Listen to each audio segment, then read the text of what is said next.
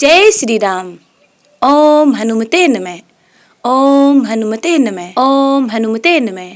हरे कृष्ण। प्यारे भक्तों, आपको मेरा प्यार भरा राधे राधे। आज वैशाख मास का मंगलवार है। दिनांक 14 मई 2024, तिथि सप्तमी। आज हम सुनपान करने जा रहे हैं मंगलवार व्रत कथा शुरू करने से पहले यदि आपने चैनल को सब्सक्राइब नहीं किया है तो सब्सक्राइब कर बेल आइकन को जरूर दबा लीजिएगा ताकि आगे आने वाली वीडियो के नोटिफिकेशन आप तक टाइम पर पहुंचते रहें। तो आइए पवन पुत्र हनुमान का ध्यान और स्मरण करते हुए कथा सुनपान करते हैं। एक बार पुनः प्रभु का जयकारा लगाते हैं। जय श्री राम। राधे राधे। व्यास जी ने कहा, एक बार नैमिषारण्य तीर्थ में 80,000 मुनि एकत्र होकर पुराणों के ज्ञाता श्री सूत जी से पूछने लगे, हे महामुने, आपने हमें अनेक पुराणों की कथा सुनाई है। अब कृपा करके हमें ऐसी व्रत और कथा बताएं जिसके करने से संतान की प्राप्ति हो तथा मनुष्य को रोग शोक अग्नि सर्व दुख आदि का भय दूर हो, क्योंकि कलयुग में सभी जीवों की आयु बहुत कम है। फिर इस पर उन्हें रोग चिंता के कष्ट लगे रहेंगे तो फिर वह श्री हरि के चरणों में अपना ध्यान कैसे लगा सकेंगे।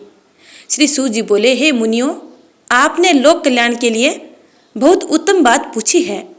एक बार युधिष्ठिर ने भगवान श्री कृष्ण से लोक कल्याण के लिए यही प्रश्न किया था। भगवान श्री कृष्ण और युधिष्ठिर का संवाद तुम्हारे सामने कहता हूँ, ध्यान देकर सुनो। एक समय पांडवों की सभा में श्री कृष्ण जी बैठे हुए थे। तब युधिष्ठिर ने भगवान श्री कृष्ण से प्रश्न किया, हे प्रभु नंदनंदन गोविंद, आपने मेरे लिए अनेकों कथाएं सुनाई है। आज आप कृपा करके ऐसा व्रत या कथा सुनाएं जिसके करने से मनुष्य को रोग चिंता का भय समाप्त हो और उसको पुत्र की प्राप्ति हो। हे प्रभु, बिना पुत्र के जीवन व्यर्थ है। पुत्र के बिना मनुष्य पितृ ऋण से छुटकारा नहीं पा सकता, अतः पुत्रदायक व्रत बतलाएं।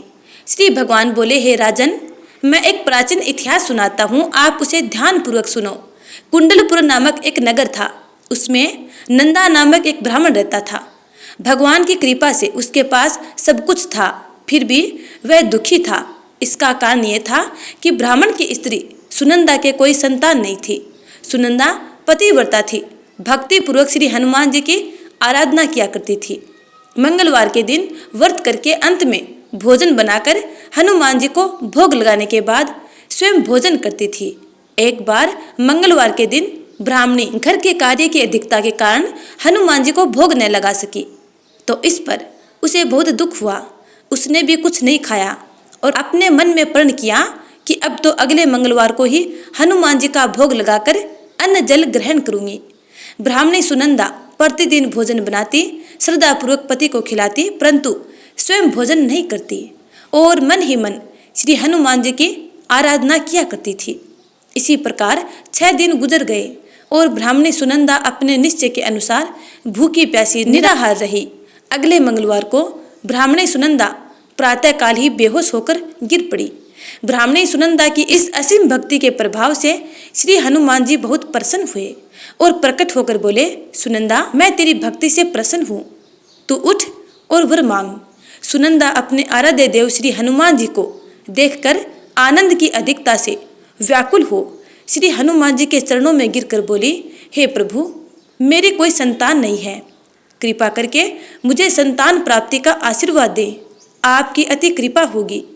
श्री हनुमान जी बोले, तेरी इच्छा पूर्ण होगी, तेरे एक कन्या पैदा होगी, उसके अष्टांग प्रतिदिन सोना दिया करेंगे।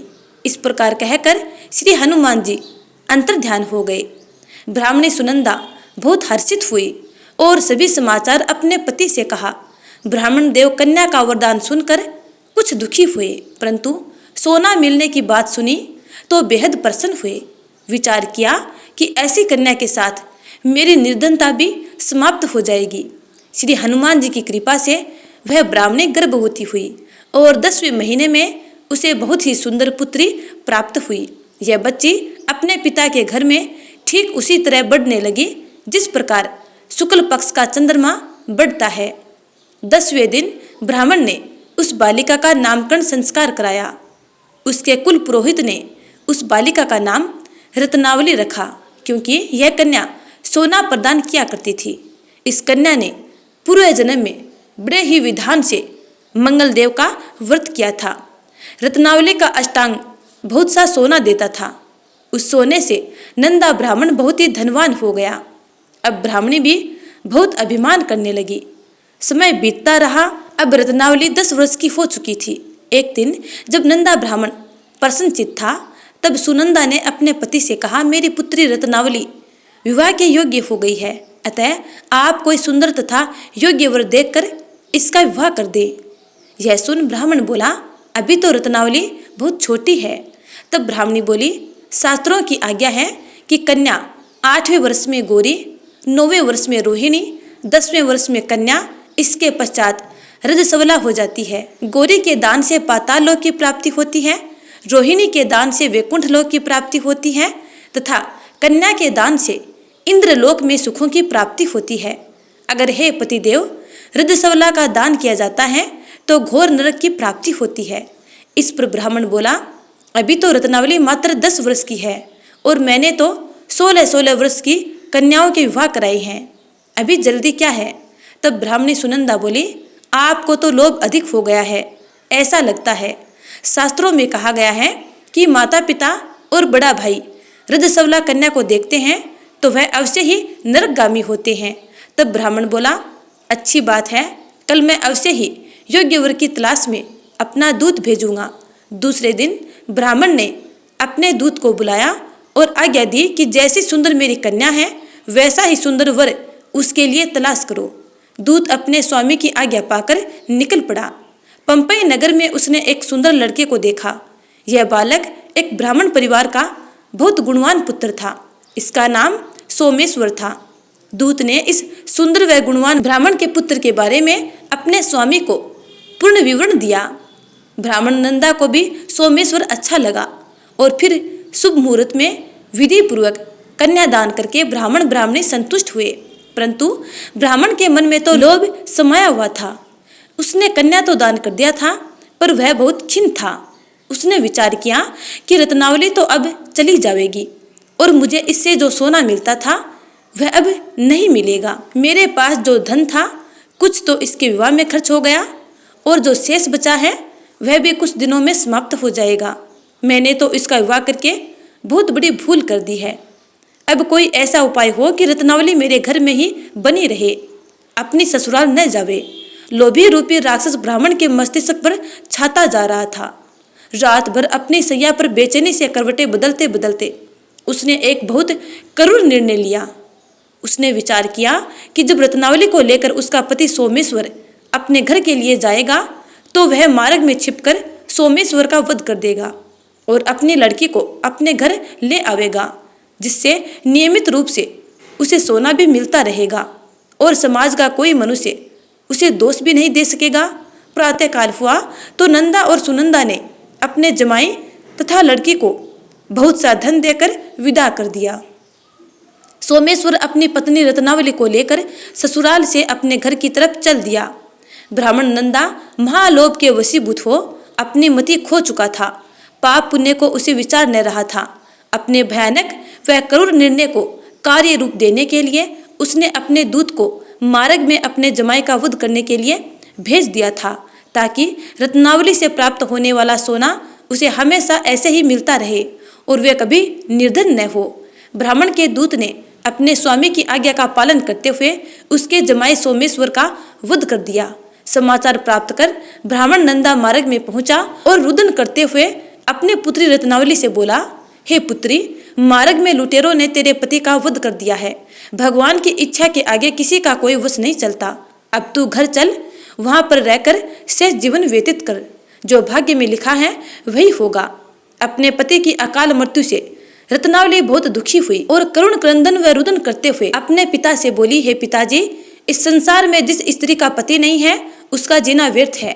मैं अपने पति के साथ ही अपने शरीर को जला दूंगी और सती होकर अपने इस जन्म को माता पिता के नाम को तथा सास ससुर के यश को सार्थक करूंगी। ब्राह्मण नंदा अपनी पुत्री रत्नावली के वचनों को सुनकर बहुत दुखी हुआ। विचार करने लगा, मैंने व्यर्थ ही जमाए वध का पाप अपने सिर पर ले लिया। रत्नावली तो उसके पीछे अपने प्राण तक देने को तैयार है। मेरा तो दोनों तरफ से मरण हो गया है। धन तो अब मिलेगा ही नहीं, जमाए वध के पाप के फलस्वरूप यम यातना भी भुगतनी पड़ेगी। यह सोचकर वह बहुत खिन्न हुआ। सोमेश्वर की चिता बनाई गई। रत्नावली सती होने की इच्छा से अपने पति का सिर अपनी गोद में रखकर चिता में बैठ गई। जैसे ही सोमेश्वर की चिता को अग्नि लगाई, वैसे ही प्रसन्न हो मंगल देव वहां प्रकट हुए और बोले, हे रत्नावली, मैं तेरी पति भक्ति से बहुत प्रसन्न हूँ, तू वर मांग। रत्नावली ने अपने पति का जीवन दान मांगा।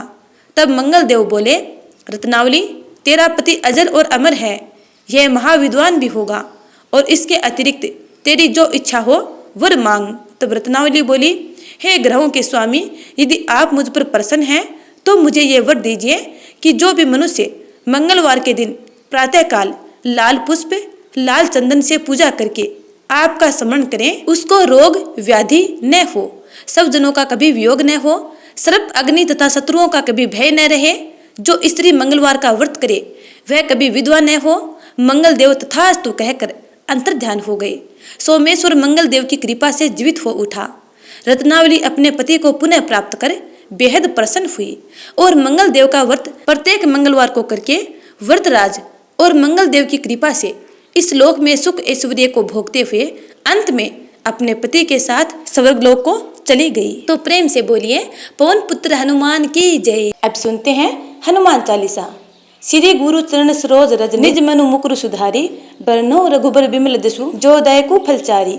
बुद्धिहीन तेनु जान के सुमिरो पवन कुमार, बल बुद्धि विद्या देहु मोहि हरहु क्लेश विकार। जय हनुमान ज्ञान गुण सागर, जय कपीस तिहु लोक उजागर। रामदूत अतुलित बलधामा, अंजनी पुत्र पवन सुतनामा। महावीर विक्रम बजरंगी, कुमति निवार सुमति के संगी। कंचन बरन विराज सुबेसा, कानन कुंडल कुंचित केसा। हाथ बज्रो ध्वजा विराजे, कांधे मूंज जनेऊ साजे। शंकर सुवन केसरी नंदन, तेज प्रताप महाजगबंदन। विद्यावान गुणी अति चातुर, राम काज करिबे को आतुर। प्रभु चरित्र सुनबे को रसिया, राम लखन सीता मन बसिया। सूक्ष्म रूप धरि सियहि दिखावा, विकट रूप धरि लंक जरावा। भीम रूप धरि असुर संहारे, रामचंद्र के काज संवारे। लाए सजीवन लखन जियाए, श्री रघुबीर हर्षि उर लाए। रघुपति कीन्ही बहुत बड़ाई, तुम मम प्रिय भरतहि संभाई। सहस बदन तुमरो जस गावे, अस कहि श्रीपति कंठ लगावे। सनकादिक ब्रह्मादि मुनीसा, नारद सारद सहित ऐसा।